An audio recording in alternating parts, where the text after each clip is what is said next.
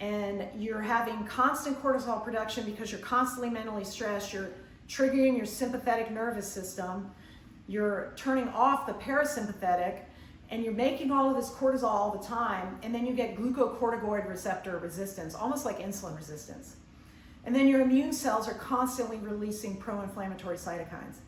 So mental stress is a real thing. There's a real brain-body connection, typically through the vagus nerve and a few other things like we talked about.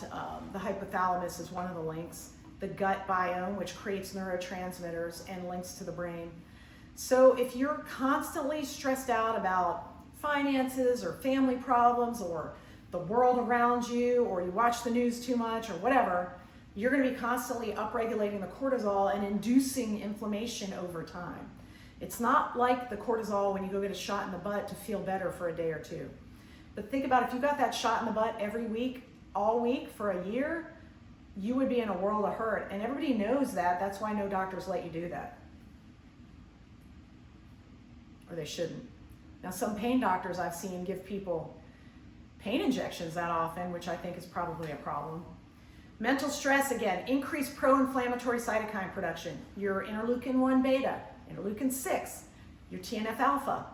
And these are also, believe it or not, associated with depression and anxiety. Now we know mental stress and too much inflammation in your body can actually cause mood disorders.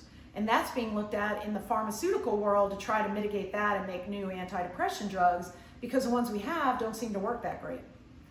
Damage-associated molecular patterns, because of stress, because of the excessive cortisol, induce cells to release the molecular patterns.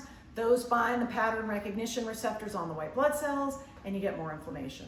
So again, it becomes a self-feeding cycle, all caused by just upregulating cortisol and other neurotransmitters from the constant mental stress.